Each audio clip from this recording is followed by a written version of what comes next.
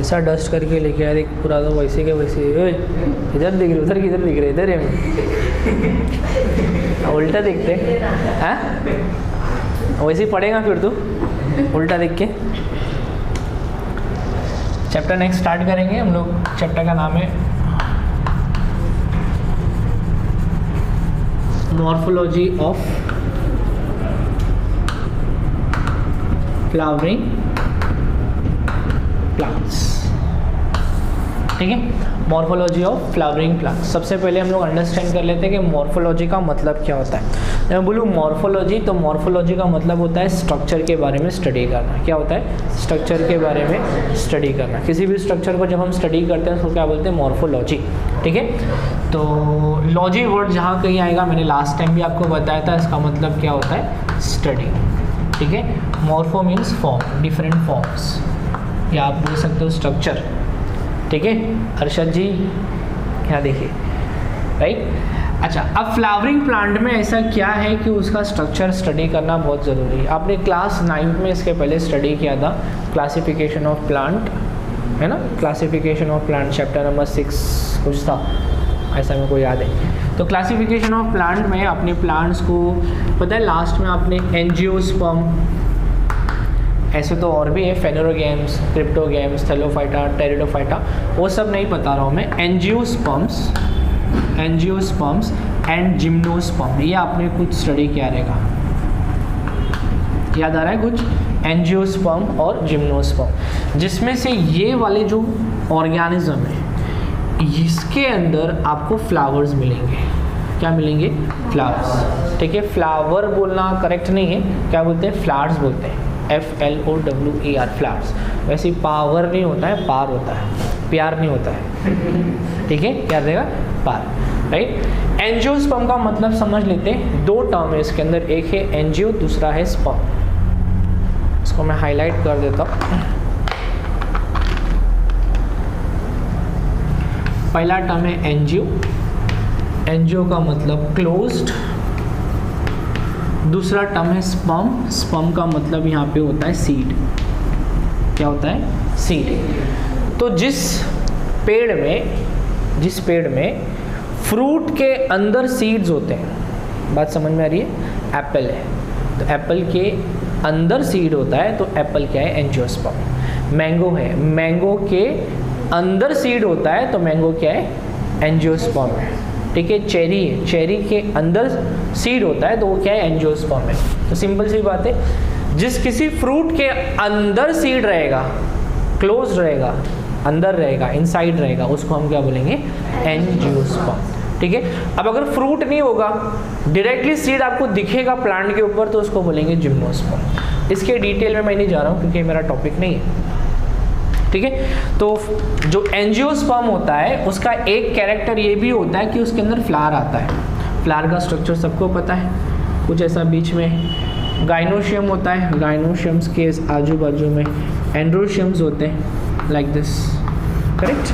और फिर यहाँ पे कैलिक्स, कैलिक्स के बाद में नेक्स्ट पार्ट जो इसका होता है वो है कोरोला। तो ये कोरोला हो गया। ठीक है, कैलिक्स और ये कोरोला, करेक्ट। इसमें ये जो पार्ट है इसे हम कहते हैं ओवरी। क्या बोलते हैं? ओवरी। और ओवरी के अंदर के जो पार्ट्स होते हैं उसके अंदर होता है ओव्यूल। क्या होता है? ओव्यूल। जब इसका रिप्रोडक्शन प्रोसेस होता है तो ओवरी है, it gets converted into fruit, okay, और ovule gets converted into seed. Ovule का क्या बन जाएगा? सीड बन जाएगा, और ओवरी का क्या बन जाएगा? फ्रूट बन जाएगा। बात समझ में आ रही है क्या बता रहा हूँ मैं? क्लियर है इतना कॉन्सेप्ट? तो मतलब इस चैप्टर के अंदर बेसिकली हम प्लांट्स के डिफरेंट पार्ट्स को स्टडी करेंगे। ठीक है, मॉर्फोलॉजी ऑफ फ्लावरिंग प्लांट मतलब एंजियोस्पर्म का जो स्ट्रक्चर होता है, बेसिकली हम स्ट्रक्चर को स्टडी करने वाले हैं। तो स्ट्रक्चर में कौन कौन सी चीज़ें आती है? तो सबसे पहली चीज़ सीड। सीड से स्टूडेंट, नून ऐप एक सोशल लर्निंग प्लेटफॉर्म है। मैं Qasim Qureshi along with Noon app आप लोगों के लिए लाया हूँ एक exclusive live class for class 10, जिसमें महाराष्ट्र बोर्ड साइंस मैं आपको पढ़ाऊँगा, वो भी फ्री। ठीक है, डेली ये क्लास कंडक्ट किया जाएगा at 9 PM every day student, free of cost. इसमें एक भी रुपया आपसे कोई नहीं लिया जाएगा।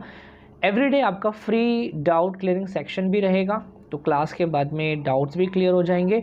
और इतना ही नहीं, क्लास ख़त्म होने के बाद में आपको फ्री नोट्स भी प्रोवाइड किया जाएगा। सो देर किस बात की, डिस्क्रिप्शन बॉक्स में लिंक दिया है, मेरा ग्रुप ज्वाइन करिए और मिलता हूँ आपको at 9 PM live daily at Noon app. Thank you. ये सीड है, सीड से एक पार्ट ऊपर की तरफ जाता है, एक पार्ट नीचे की तरफ जाता है, बराबर। जो पार्ट ऊपर की तरफ जाता है उससे पूरा उसका शूट बनता है, इसको हम बोलते हैं प्लीम्यूल। और जो नीचे की तरफ जाता है इसे हम कहते हैं रेडिकल। क्या बोलते हैं? रेडिकल। प्लीम्यूल से प्लांट का अपर सिस्टम बनता है,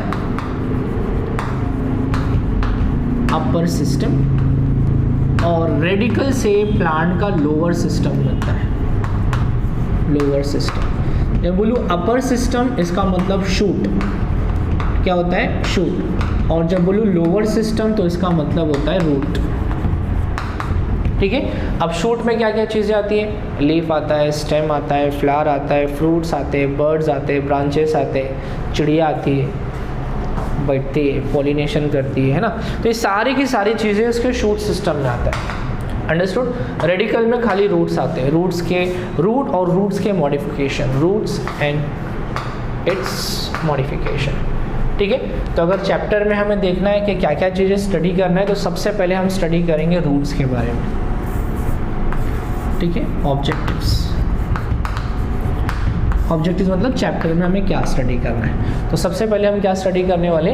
रूट्स के बारे में स्टडी करेंगे कि रूट्स क्या होता है। तो रूट्स का स्ट्रक्चर, रूट्स के फंक्शंस एंड मॉडिफिकेशन। ठीक है। उसी तरीके से हम स्टडी करेंगे स्टेम और स्टेम का मॉडिफिकेशन। फिर हम स्टडी करेंगे लीफ। ठीक है। लीफ और लीफ का modification, leaf and its modification. बात समझ में आ रही है? उसी तरीके से हम फिर इसके बाद में फ्लावर्स के बारे में स्टडी करेंगे।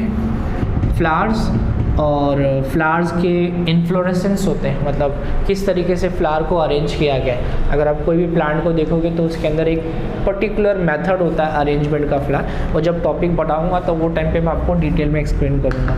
फिर इसके बारे में हम फ्रूट्स के बारे में स्टडी करेंगे और टिश्यूज़ के बारे में स्टडी करेंगे।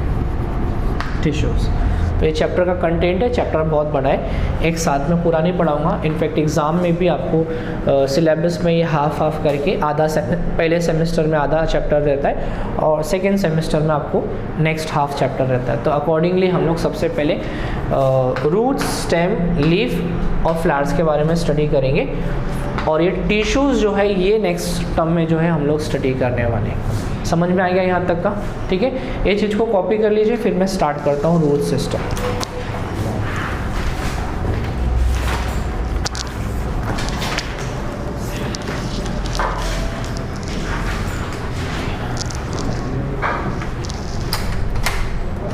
क्या हो गया? क्यों लेट हो गया?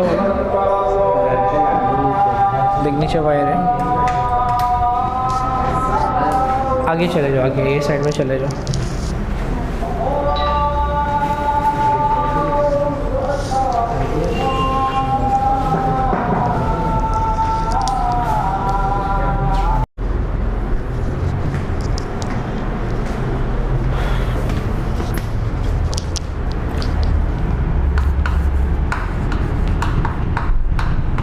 ठीक है। रूट्स को कौन डिफाइन करेगा? डिफाइन या फिर नॉर्मली क्या होता है रूट्स, आप बताइए। ज़मीन के नीचे ब्रांचेस भी होते हैं प्लांट्स के, तो हाँ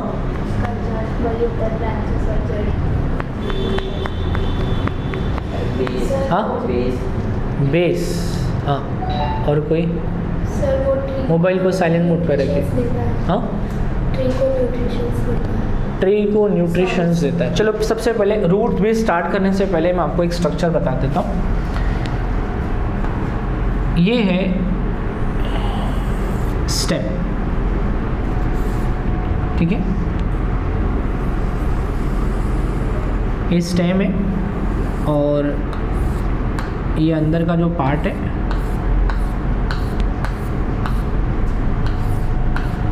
ये रूट्स है। ठीक है, यहाँ से मैंने एक ब्रांच जैसा निकाला है और यहाँ पे अटैच्ड है लीव्स। ठीक है, कहीं कहीं पे एक्सिल पे आपको मिलेगा फ्लावर। ठीक है,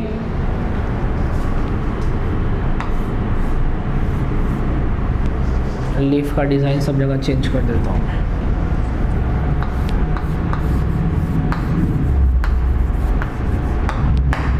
ठीक है, तो ये फ्लावर हो गया, लेबल कर देता हूँ फ्लावर।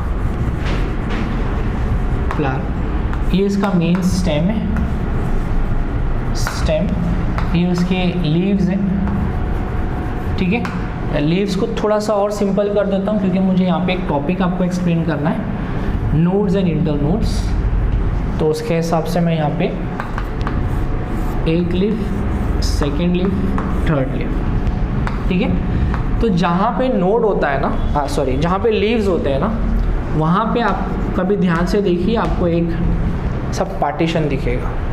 नहीं देखा तो आज कोई भी लीफ आप लीजिए, स्टेम में जहाँ से लीफ अराइज होता है, उसके जहाँ से वो अराइज होता है उसी पोजीशन पे आपको एक लाइन दिखेगी, पूरा सर्कुलर रिंग दिखेगा, and that circular ring is called as node, NODE node. लिख देता हूँ। ठीक है, क्या बोलते हैं इसको? NODE node. तो ये एक नोड हो गया। सेकेंड नोड ये वाला है, और दोनों भी नोड के बीच का जो स्पेस होता है, जो जगह होती है, जो सेगमेंट होता है, इसे हम कहते हैं inter node, inter NODE node. ठीक है, मैं आपको एग्जांपल देता हूँ। आपने सबने शुगर केन देखा है, उसकी स्टेम थिक होती है और शुगर केन के ऊपर ऐसे कुछ आपने पार्टीशंस देखे रहेंगे, वही नोड है। समझ में आ गया? हाँ, लीफ भी यहाँ से निकलता है उसको, बट जब उन लोग काट के लेके आते हैं तो लीफ निकाल देते हैं, उनको खाली स्टेम से मतलब होता है, लीफ थोड़ी बिकता है। समझ में आया? तो ये नोड है,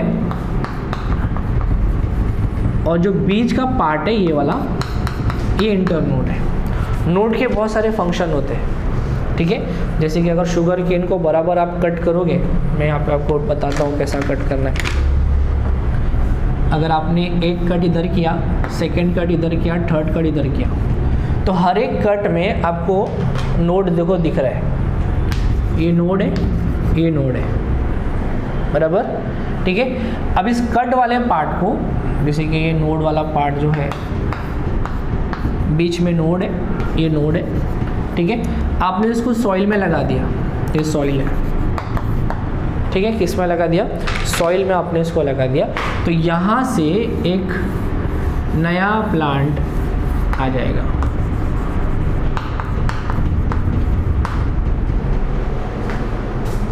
फार्मर्स इसी तरीके से कट करके लगाते हैं और नया प्लांट उगाते हैं। ठीक है, अब ज़रूरी नहीं कि शुगर केन में ही आए, आप रोज़ के प्लांट को भी कट करके लगा सकते हो। बराबर नोड देख के उसको इंसर्ट करोगे, उसमें से नया प्लांट आएगा। जितने भी प्लांट्स हैं, ज़्यादातर प्लांट्स में, हर एक प्लांट में होता है, बट कहीं कहीं कुछ केमिकल का यूज़ करना पड़ता है, बट नोड से आप एक नया प्लांट अराइज कर सकते हो। बात समझ में आ रही है? ठीक है, तो प्लांट्स को स्टेम के अंदर नोड होता है। क्या होता है? नोड होता है। ठीक है, अगर मुझे स्टेम को डिफाइन करना है तो बोलूँगा ये असेंडिंग पार्ट है ना, असेंडिंग, ऊपर जा रहा है ना, असेंडिंग पार्ट है। और रूट्स क्या है? डिसेंडिंग पार्ट है। स्टेम जो होता है वो ज़्यादातर आपको सॉइल के ऊपर एरियल पार्ट में मिलेगा। कौन से पार्ट में मिलेगा? एरियल। रूट जो होता है वो एरियल पार्ट में नहीं मिलेगा, अंडरग्राउंड पार्ट में मिलेगा।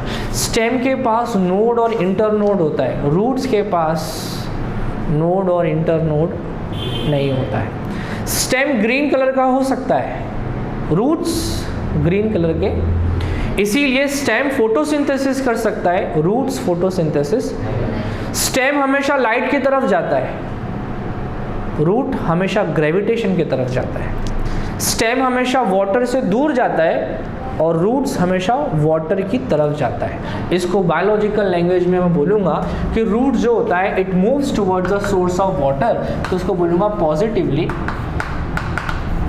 पॉजिटिवली हाइड्रोट्रॉपिक,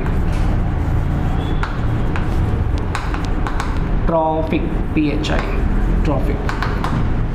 हाइड्रोट्रॉपिक मतलब पानी की तरफ मूव करना पॉजिटिवली, ठीक है। फिर ग्रेविटी की तरफ भी जा रहा है तो वापस मैं बोलूँगा इट इज पॉजिटिवली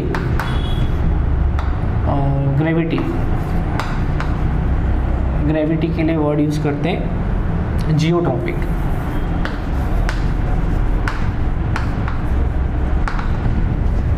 ठीक है। नेक्स्ट, लाइट से दूर जा रहा है तो दूर जा रहा है ना, पास नहीं जा रहा है, दूर जा रहा है, तो उसको बोलूँगा नेगेटिवली फोटोट्रॉपिक। समझ में आ गया? ठीक है। तो इस तरीके से आप इसको डिफाइन कर सकते हो, ये टर्म्स यूज़ कर सकते हो डेफिनेशन के लिए। फिर एक और चीज़ मैंने जो बताया कि ये डिसेंडिंग पार्ट है प्लांट का, तो लिख सकते हो it is a descending part. ठीक है। इसके पास नो नोड्स एंड इंटरनोड्स, ये सारी चीज़ें इसके पास नहीं होती है। ठीक है। यही रीज़न है कि इसके पास कोई भी फोटोसिंथेसिस नहीं होता, सो फोटोसिंथेसिस नहीं कर सकता। ठीक है। विदाउट रूट्स स्टेम खड़ा नहीं हो सकता है। आप कोई भी बिल्डिंग बनाओगे ना, तो बिल्डिंग जितनी ऊंची होती है अंडरग्राउंड पार्ट भी उसका उतना मजबूत किया जाता है ना। तो मैं बोल सकता हूँ कि ये एक फ्रेमवर्क है जिसके ऊपर पूरा प्लांट जो है असेंबल किया गया है। अगर ये पार्ट नहीं रहेगा तो ये कोई भी पार्ट एग्जिस्ट नहीं कर सकता है। बात समझ में आ गई रूट्स के बारे में? ठीक है। कुछ मॉडिफिकेशन है वो हम देखेंगे, इसको आप अपने हिसाब से नोट कर लीजिए, फिर आगे पढ़ाता हूँ।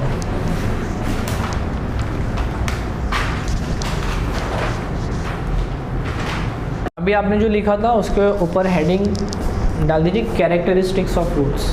जो पॉइंट्स लिखे थे ना यहाँ पे, कैरेक्टरिस्टिक्स ऑफ रूट, रूट के characters.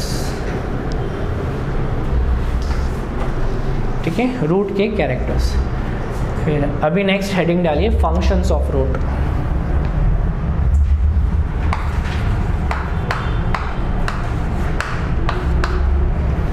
Functions of roots.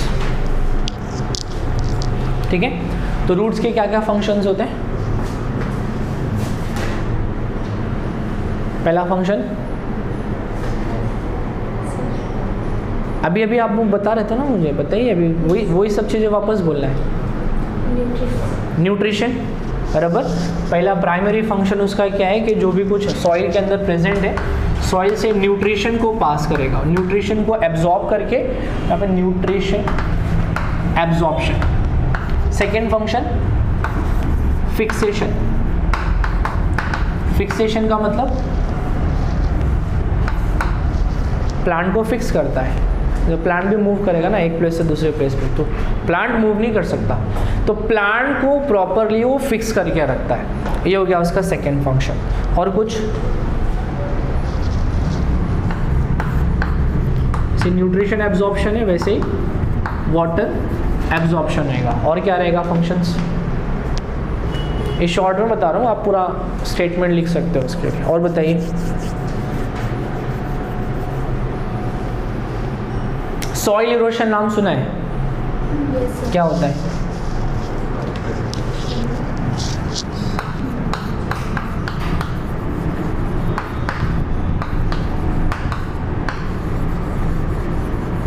Soil erosion का मतलब होता है कि जैसे पानी बहता है स्लोप है, ठीक है, ये स्लोप है, ये मट्टी है सब, तो जब बारिश होती है तो ये सारी मट्टी बह जाती है, इसको बोलते हैं सॉइल इरोशन। सिंपल वर्ड, क्या बोलेंगे इसको?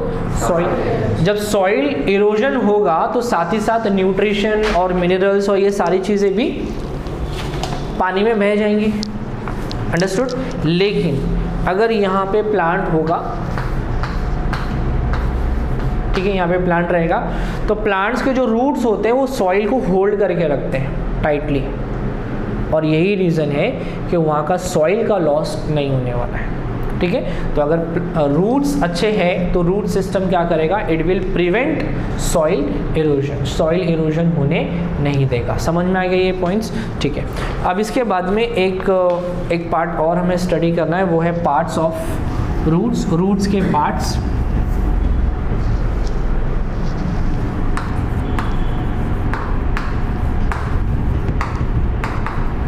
Parts of roots. ठीक है, तो यहाँ पे रूट्स को, एक सिंगल रूट को मैं डिनोट करता हूँ लाइक दिस।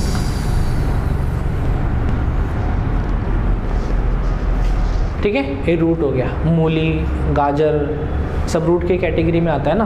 तो मान लो मैंने वो एक ऐसा स्ट्रक्चर ड्रॉ कर दिया। अब इसके स्ट्रक्चर पे आपको अलग अलग जोन्स मिलेंगे। मैं यहाँ पे ड्रॉ कर देता हूँ। सबसे नीचे वाला जो जोन है, ओके, सबसे नीचे वाला जोन, इसको हम बोलते हैं जोन ऑफ सेल डिवीजन।